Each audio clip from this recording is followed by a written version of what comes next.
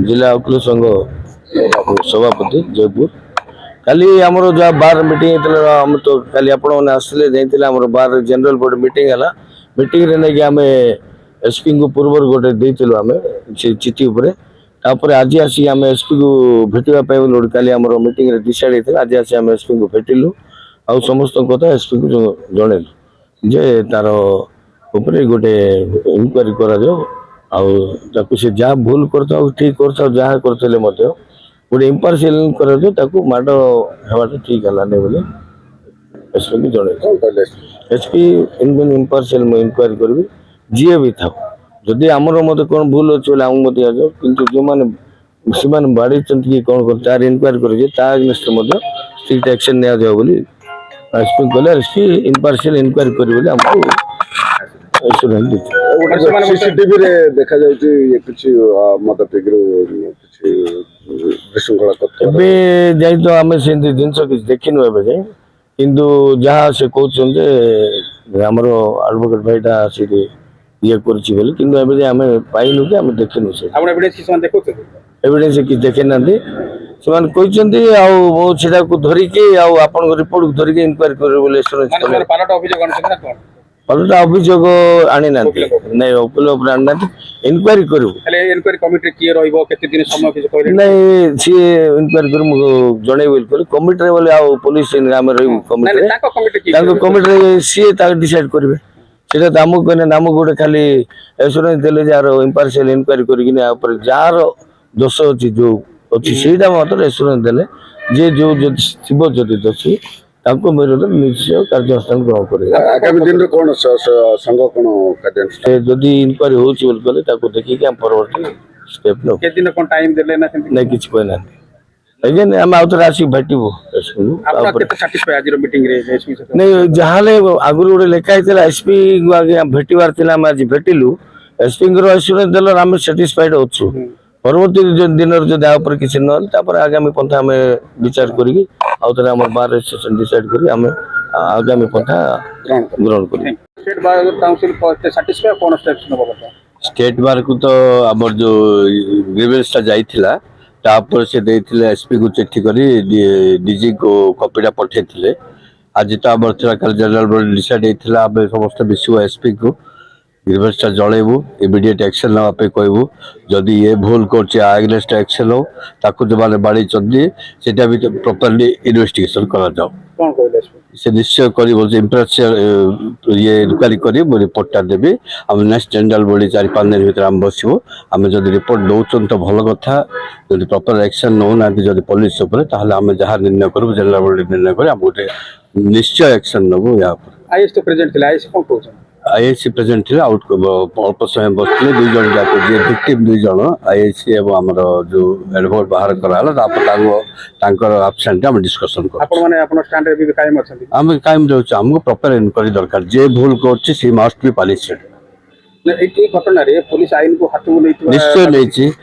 देखो video camera जो मैंने देखा पार्टी कर ठीक अच्छे तुम ये स्टेशन एंट्री हेबाटारू स्टेशन बाहरी पर्यंत वीडियो कैमेरा आप इनक्वारी करूँ जहाँ ठीक से निर्णय नि तो अच्छे जहाँ जब भूल करते से मस्ट बी पनिशेड केते दूर सत्य से जानवर अच्छे 307 एफआईआर रेजिस्ट्रेशन तो होती कौन 307 सब एफआईआर करदल कौन इंजुरी थी अच्छे तार सब जगह इनग्रेडिएंट्स थिबार अछि सिमति कोन 307 हेतियो सेमान सेफ्टी पे 307 नै चंदे मोर क्वेश्चन छै इन्फॉर्मेंट विरुद्ध रे जदी केस आइछि बतन आईएस एक्यूज रे केसे तांकर एफआईआर हला नै ए विषय कोन कहते इनक्वारी कला पर हम जा एक्शन नबो एफआईआर करिवे कि से विषय किछ कहना दी आफ्टर इनक्वारी हम एक्शन नबो एफआईआर कला पर इनक्वारी करे कथा आपण कहले हम कहि हम डिमांड करछु किंतु ता देखियो ता कोन करछन फर्स्ट आज तो विषय संगे संगे एफआईआर करतेले ते विदाउट इनक्वारी सेटा भी पचारलो हमें माने पुलिस में आइन लगा हां से कथा भी पचारलो हम प्रॉपर इनक्वारी करलो मोर नॉलेज को आसला मु जा टांगो सुनली आपण मन सुन नथिले एबे सुनली मु इनक्वारी करी बोली कहले हम सुनलु आपण कहउतले जे आईएससी फिट ने अंदी जयको टाउन थाना पाई बोली क्रिया से जा विभिन्न आलोचना आइछि से सब जो सिचुएशन हम जो मैटर ने आसो से ऊपर अधिक डिस्कशन करलो सेटा एडमिनिस्ट्रेशन कथा से अलग डिस्कशन करछ मा सत्य मित्र मु डिस्ट्रिक्ट बार एसोसिएशन जयपुर संपादक अछि हमर जने मेंबर को जयपुर टाउन पुलिस जो ब्रुटली असल्ट करथिले ସେଥିପାଇଁ ବୋଲିକି ଆମେ ଆସିକିରି ଆମର ରେଜୁଲ୍ୟୁସନ ହେଇଥିଲା କୋର୍ଟରେ ସେ ରେଜୁଲ୍ୟୁସନ କପି ଆଣିକିରି ଆମେ ଏସ୍ପି ସାହେବ ସାଙ୍ଗରେ ମିଶିବା ପାଇଁ ଆସିଲୁ ଆଉ ଏସ୍ପି କୁ ସାଥେ ଯେହେତୁ ଆଇସିଙ୍କର ଉପସ୍ଥିତିରେ ସେ ତାଙ୍କର ଥାନା ଭିତରେ ତାକୁ ଏଫଆଇଆର କରାଯାଇଥିଲା ତେଣୁକରି ଆଇସିଙ୍କ ବିରୁଦ୍ଧରେ ଆମେ କହିଛି ଯେ ସେ କରିବାଟା ଠିକ ନଥିଲା ଆଇନକୁ ହାତରେ ନେବାଟା ଠିକ ନଥିଲା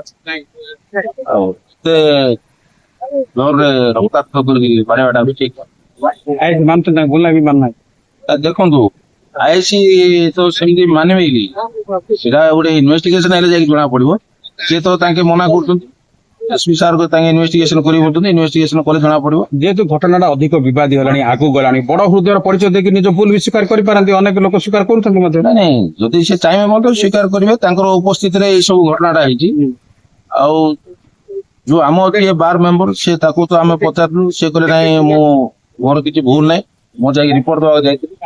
ଆଉ ମତେ ମିସବିହେଭ କଲେ ତାର ପ୍ରତିବାଦ ମୁଁ କରିବାରୁ ମତେ ସେ ମାନେ ଗୋଟେ 45 ମିନିଟ୍ସ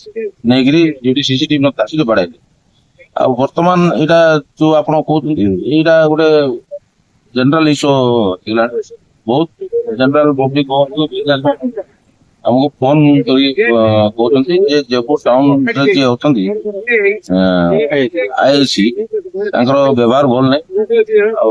ଆପଣ ମାନେ ଯାହା କହୁଛନ୍ତି ଯଦି ଓକିଲ ସୁରକ୍ଷିତ ନାହିଁ ତ ଆମେ କୋଉଠି ସୁରକ୍ଷିତ ତ ସେଟା ଜେନେରାଲ ପବ୍ଲିକ ମଧ୍ୟ କହୁଛନ୍ତି ବିଗତ ଦିନରେ ସେ ବି ଯୋଉ ଯେକୌଣସି ଯେ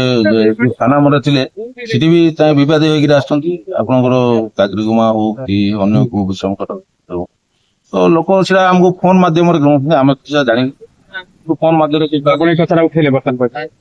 ହଁ ଆମେ ଯାହା ଯାହା ଆମର ନିଷ୍ପତ୍ତି ନିଆଯାଇଥିଲା ସେଗୁଡା ଜିନିଷ ଆମେ ଏସ୍ପି ସାର୍ ଶୁଣିଲେ ଆମେ ତଦନ୍ତ କରିବୁ ତଦନ୍ତ କଲା ପରେ ରିପୋର୍ଟଟା ଦବୁ